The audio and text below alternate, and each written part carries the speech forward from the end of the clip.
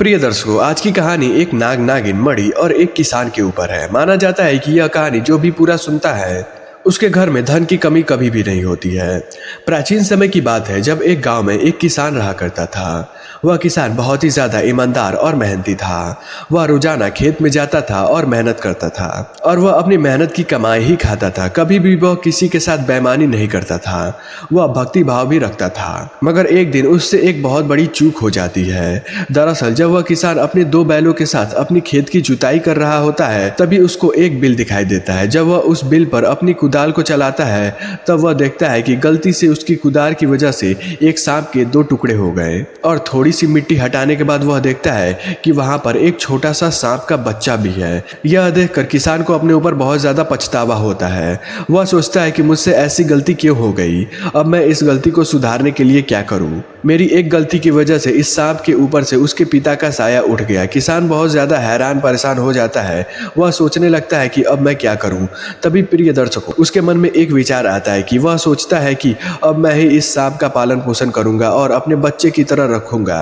इतना सोचने के बाद वह सांप के बच्चे को उठाता है और अपने घर खुशी खुशी लेकर चला जाता है। मगर जब किसान वहां से चला जाता है, तब थोड़ी देर बाद वहां पर नागिन आती है। जब वह देखती है कि उसके पतिदेव के दो टुकड़े वहां पर पड़े हुए हैं, तो वह बहुत ज्यादा निराश हो जाती है और बिलख बिलख कर रोने लगती है। मगर थोड़ी देर बाद जब वह अपने बच्चे को ढूंढती है और वह भी नहीं मिलता है, तब नागिन अंदर से टूट जाती है और बहुत ज्यादा रोने लगती है। वह मन ही मन बोलती है कि जरूर उसी व्यक्ति ने मेरे बच्चे को चुराया या फिर मार दिया है, जिसने मेरे पतिदेव के दो टुकड़े कर दिए हैं। तब नागिन मन में ही ठान लेती है कि जिसने भी ऐसा किया है वह उसको कभी भी क्षमा नहीं करेगी और उसके पूरे खानदान को ही खत्म कर देगी। पूरा दिन पूरी रात नागिन फूट फूट कर रोती रही, मगर उससे समझ नहीं आ रहा था कि उसके साथ किसकी ऐसी दुश्मनी थी जिसने उसके पूरे खानदान को ही उजाड़ दिया। यह सब सोचते सोचते सुबह हो जाती है और अगले दिन किसान फिर से आता है। फिर से वह अपने खेत की बची हुई खुदाई को दो बैलों की मदद से करने लगता है। तभी नागिन की नजर उस किसान के कुदाल पर पड़ती है और वह सूंघ कर तुरंत पता लगा लेती है कि उस कुदाल पर खून किसका लगा हुआ है और उसे पता चल जाता है कि उस कुदाल पर खून उसी के नाग का लगा हुआ है। तभी नागिन तुरंत उठती है और वह किसान को डसने जा रही होती है। तभी वह सोचती है, अगर मैं इस किसान को डस लूंगी तो उसको वह दर्द महसूस नहीं होगा जो मुझे हो रहा है। इसने तो मेरा पूरा खानदान ही उजाड़ दिया है, मैं भी इसका पूरा खानदान उजाड़ूंगी। उसके बाद इसको डसूंगी, क्योंकि जरा इसको भी तो पता चले खानदान उजड़ने और बेटे की मृत्यु का दर्द कैसा होता है। शाम हो जाता है। किसान अपने खेत की जुताई कर कर अपने घर की तरफ लौट रहा होता है। तभी यह नागिन भी किसान का पीछा करने लगती है और वह किसान के घर की ओर चल देती है। थोड़ी देर बाद ही किसान अपने घर में चला जाता है और नागिन बाहर से देखती रहती है किसान के घर में कौन कौन रहता है। यह देखकर नागिन वापिस चली जाती है और नागिन अगले दिन रात में फिर से वापिस आती है। मगर जब वह वापिस आती है तो देखती है कि किसान के घर का दरवाजा बंद है। मगर थोड़ी देर इंतजार करने के बाद किसान की पत्नी दरवाजा खोलती है और वह पड़ोस में चली जाती है। उस समय किसान के घर में कोई भी मौजूद नहीं था। अच्छा मौका देखकर नागिन किसान के घर के अंदर घुस जाती है। जैसे ही वो किसान के घर के अंदर घुसती है, उसकी नजर उसके छोटे बच्चे पर पड़ती है। वह फौरन उसके छोटे बच्चे को डस लेती है और घर को छोड़कर बाहर निकल रही होती है। तभी किसान वापिस आ रहा होता है और उसकी नजर नागिन पर पड़ जाती है। किसान तुरंत समझ जाता है कि वह वही नागिन है जिसके नाक को मैंने गलती से अपने कुदार से मार दिया था। नागिन उसके बच्चे को नुकसान पहुंचाने के लिए ही किसान के घर में आई थी। किसान फौरन दौड़ते दौड़ते जाता है और देखता है कि उसके बच्चे को नागिन ने डस लिया है। उतने में ही किसान की पत्नी भी आ जाती है। वह भी चिल्ला चिल्ला कर रोने लगती है। रात्रि का समय था जिसकी वजह से कोई भी वैद्य नहीं मिल रहा था। कुछ समय बाद किसान के बेटे के मुंह से झाग निकलता है और उसकी मृत्यु हो जाती है। यह चीज देखकर किसान बहुत ज्यादा दुखी हो जाता है कि उसकी एक गलती की वजह से उसकी बेटे की मृत्यु हो गई। प्रिय दर्शकों, इसके बाद किसान और किसान की पत्नी उस सांप के ही बच्चे को अपने बच्चे के रूप में स्वीकार कर लेते हैं और उस सांप के बच्चे से घंटों घंटों तक बात किया करते थे और अच्छे अच्छे पकवान बनाकर उसको समय समय पर खिलाया करते थे और कभी कभी उसे दूध भी पिलाया करते थे। धीरे धीरे सांप का बच्चा एकदम स्वस्थ हो जाता है। दोस्तों, अगर आपको यह कहानी पसंद आ रही है तो चैनल को सब्सक्राइब करके हर हर महादेव कमेंट जरूर कर दें। मगर जब इस बार नागिन मौका देखकर किसान के घर में घुसती है तो वहां पर वह देखती है कि उसके बच्चे को किसान बहुत ही प्रेम पूर्वक दूध पिला रहा है और उससे अच्छी अच्छी बातें कर रहा है।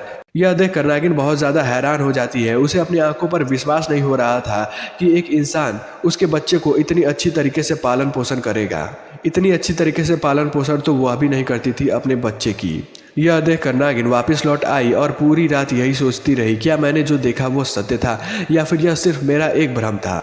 अपने भ्रम को मिटाने के लिए नागिन अगले दिन रात्रि के समय किसान के घर में छुप कर जाती है और वहाँ पर देखती है कि इस बार भी किसान उसके बच्चे को अपने बच्चे की तरह पालन पोषण कर रहा था। यह देखकर नागिन को बहुत ज़्यादा पछतावा होता है कि उसने जानबूझकर किसान के पुत्र को डस लिया, जिसकी वजह से उसकी मृत्यु हो गई। इस चीज़ के लिए नागिन अपने आप को दोषी मानने लगती है। वह वापस आ जाती है उसी जगह पर जहाँ पर उसके नाग के 2 टुकड़ों में शरीर बटा हुआ था। वहाँ पर आकर वह फूट फूट कर रोने लगती है और अपने नाग से कहती है कि मुझसे बहुत बड़ी गलती हो गई है नाग देवता, अब मैं क्या करूँ। मैंने जानबूझकर किसान के बच्चे को डस लिया, जिसकी वजह से उसकी मृत्यु हो गई। मुझे ये कहते कहते नागिन भगवान शिव के मंदिर चली जाती है और भगवान शिव से अपनी सारी बातों को बताने लगती है और कहती है, हे भगवान, मैं चाहती हूँ कि उस किसान को एक पुत्र की प्राप्ति हो। तब महादेव नागिन की बात मान लेते हैं, क्योंकि उस नागिन के पास एक नागमणि थी और वह नागिन इच्छाधारी भी थी। उसके अगले दिन ही एक पंडिताइन दौड़ते हुए किसान के घर के सामने जाते हैं और एक छोटे बच्चे को लेकर जाते हैं और किसान के हाथ में दे देते हैं और कहते हैं, किसान तुम इस बच्चे को तुरंत फौरन अंदर लेके चले जाओ, क्योंकि हमारे पीछे कुछ डाकू पड़े हुए हैं। अगले दिन आकर हम तुमसे यह बच्चा लेकर अवश्य ही चले जाएंगे। किसान हड़बड़ी में उस बच्चे को अंदर लेकर चला जाता है और वह पंडिताइन वहाँ से भाग जाते हैं। अगले दिन जब किसान खेत की तरफ जा रहा होता है, तभी वह देखता है कि उन पंडिताइन की लाश उसी खेत में पड़ी हुई है। तब किसान दुखी मन से उन लोगों की अंतिम संस्कार कर देता है और उस बच्चे को अपने घर रख लेता है। यह देखकर नागिन बहुत ज़्यादा प्रसन्न होती है कि उस किसान को एक पुत्र मिल चुका है।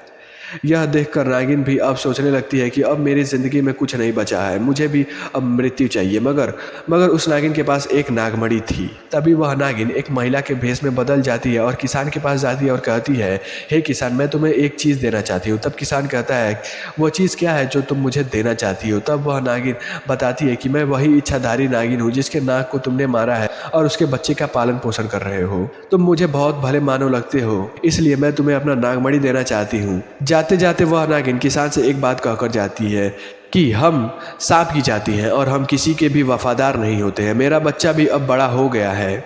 अगर वह तुम्हें या फिर तुम्हारे किसी बच्चे को डसे या फिर किसी को भी डसे, तुम इस नागमणि को उस जगह पर रख देना। तुरंत ही उस सांप के जहर का असर तुरंत ही खत्म हो जाएगा। इतना कहकर वह नागिन वापस चली जाती है उसी जगह पर जहाँ पर उसका नाग मरा हुआ था और वहीं पर जाकर वह अपना प्राण त्याग देती है। मगर दोस्तों, क्या आपके भी मन में ऐसा सवाल आता है कि मुझे या फिर मेरे बच्चों को सरकारी नौकरी की तैयारी करनी चाहिए या नहीं? उनकी शादी कब होगी या फिर उनका करियर किस फील्ड में बनेगा? उनकी जॉब कब लगेगी? आपके घर की परिस्थिति कब सुधरेगी? अगर आप यह सब कुछ जानना चाहते हैं तो आपकी स्क्रीन पर एक वीडियो आ रही होगी, उस पर क्लिक करके इस वीडियो को ज़रूर देखें, वरना लिंक डिस्क्रिप्शन बॉक्स में है।